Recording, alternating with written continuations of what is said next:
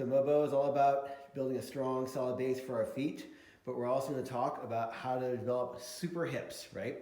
The goal today is to learn to stabilize our hip control, to sync it with our foot, to make sure we can steer our body straight for better performance on your pursuits.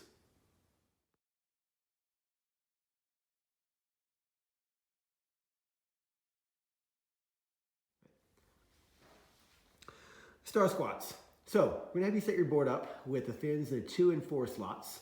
You're gonna have hands on your hips and make sure your shoulders stay nice and level.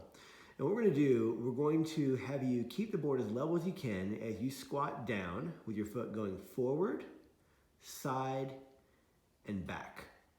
So the idea here is to make sure we keep our body nice and stable, keeping our knee tracking over our second toe and underneath our hip. We're gonna do forward, side, back is gonna be 1, and we're gonna do 3 sets of 5 on each leg. After which, you'll flip your board over, again, keeping fins in your even slots 2 through 4.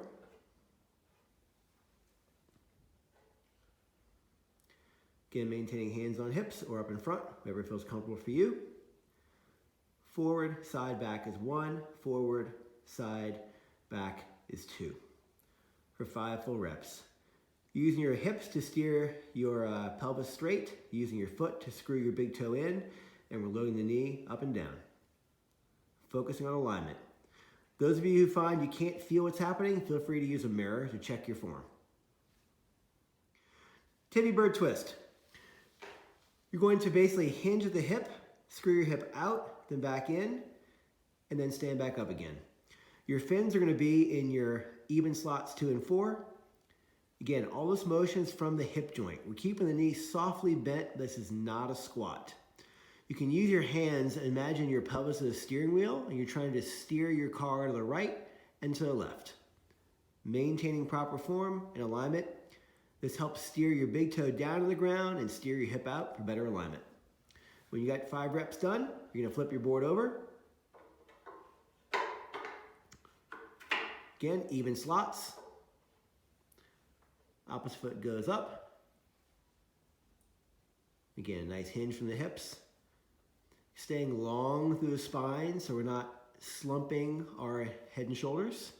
And again, always look the same place where your chest will be looking. One of the problems we see is that when athletes tend to look forward, they tend to lead with an arch and a low back. And we want to make sure that we're leading with our hips, not our spine.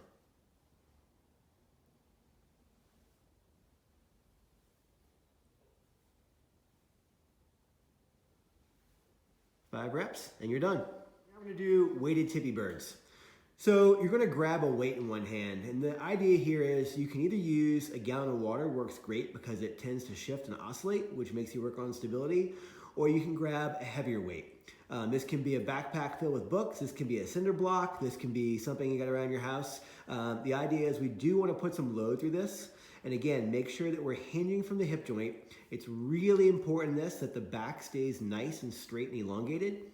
Again, use that same cue about looking where your chest is. Imagine you had a GoPro strapped to your chest, and exactly where the GoPro points is where you want your head looking. This makes sure we hinge from our hips and don't cheat from our back.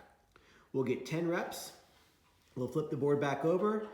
Again, fins staying in even slots.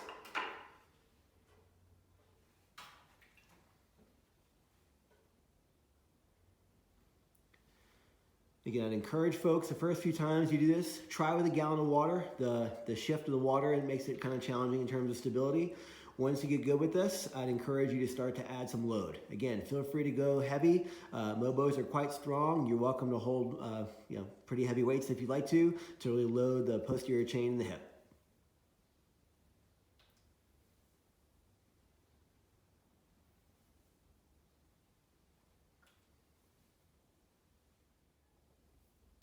Hip kicks.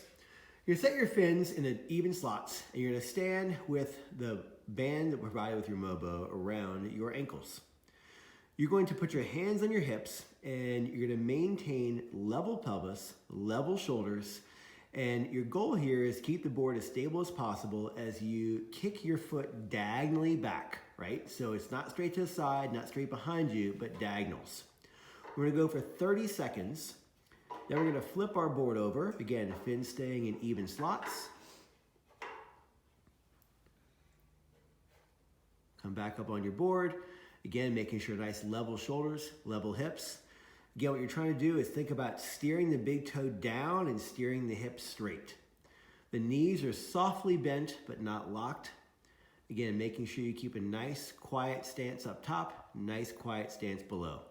This winds up actually working the foot you're standing on, the hip you're standing on, and also the opposite hip. Then you're gonna step to the side of your board, and you're gonna do 10 jumping jacks with the bands around your feet. So stability and control is nice and important for sure, but we also have to learn to move explosively as athletes. For a 2-3 chicken, we're gonna have you start in a bridge. You're gonna put your hands in your hips, and the goal here is to just twist your pelvis down towards the floor and up. So you can imagine your hands are a steering wheel of your car, and the goal is to turn left about 15 to 20 degrees, and then also turn right, again, 15 to 20 degrees. Not just from dropped to level. We want to make sure we're moving full internal and full external rotation of our hip. If you feel any tightness at all on your back, it's a sign you're moving from your lumbar spine, and I want you to drop your chest down towards the floor until you feel all the tension go away in your back. We'll do 10 reps each side, again, twisting through the hip.